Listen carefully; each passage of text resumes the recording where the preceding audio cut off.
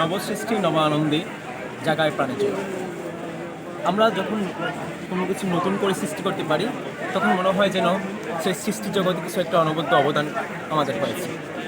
আজ কবি শরীফুল ইসলাম কর্তৃক প্রকাশিত তার প্রথম কাব্যগ্রন্থ প্রাণনাশের প্রজ্ঞাপন আমার হাতে রয়েছে সেই বই। আমরা সেই প্রাচীনকাল থেকে দেখেছি যে সাহিত্যিকরা তাদের মনের ভাব আকুতি এবং প্রকৃতির যে দূতনা রয়েছে তার মনের ভাষা দিয়ে মাধুরী মিশিয়ে উপস্থাপন করতে চেষ্টা করে। সেই উপস্থাপনের জন্য বিভিন্ন প্রেক্ষাপট থাকে। প্রেক্ষাপটগুলো হয় কখনো সে নারীর মাধ্যমে ফুটিয়ে তোলে, কখনো বা প্রকৃতির মধ্য দিয়ে সে ফুটিয়ে তোলার চেষ্টা করে, বা কখনো তার সেকুলারিজমের মধ্যে ফুটিয়ে তোলার চেষ্টা করে। বিভিন্ন কবি বিভিন্নভাবে তার বিভিন্ন আঙ্গিকে তার মনের ভাষাকে তার লেখকদের কাছে, তার পাঠকদের কাছে বা সমাজে বিভিন্ন স্তরে পৌঁছে দেওয়ার চেষ্টা করে।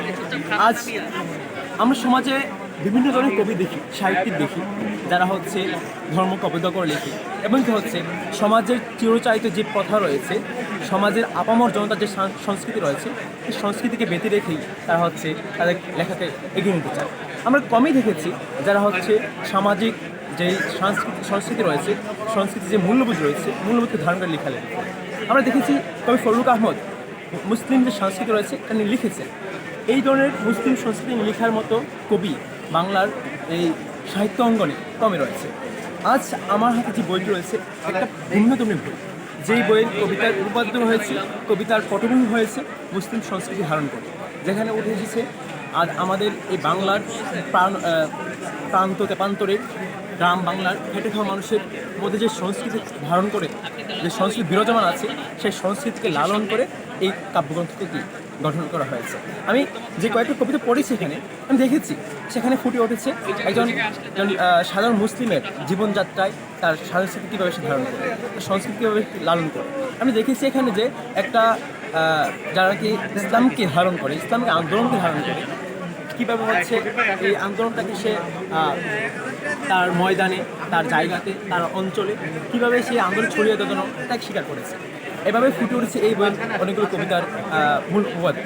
তো আমার কাছে মনে হয়েছে এই কবিতার বইটি বা এই কাব্যগ্রন্থের কবিতাগুলো অন্যান্য কবিতার চেয়ে একটু ডিফারেন্ট। কারণ অন্যান্য কবিতা রয়েছে নারীর প্রতি ভালোবাসা, নারীর প্রেম, নারীর এই অনেক বিভিন্ন ধরনের আঙ্গিকে রয়েছে।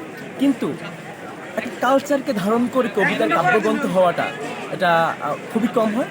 এই বইয়ের বিশেষত্ব আমার কাছে মনে হয় এটাই যে একটা কালচারকে, একটা সংস্কৃতি ধারণ করে এই কবিতার কাব্যগ্রন্থের কবিতাগুলো লেখা হয়েছে। সবাইকে অসংখ্য ধন্যবাদ। আপনারা যারাই পারেন, যারা কাব্যপ্রেমী রয়েছেন, যারা কবিতাকে ভালোবাসেন, কবিতা পড়তে পছন্দ করে, আমি মনে করি আপনাদের জন্য এই কবিতার বইটি প্রাণনাশের প্রজ্ঞাপন বইটি আপনাদের জন্য ভিন্ন ধর্মী একটা বই হতে পারে, যেখান থেকে আপনি ভিন্ন ধরনের মেসেজ পাবেন, ভিন্ন আঙ্গিকের কাব্যস্বাদ পাবেন। ধন্যবাদ।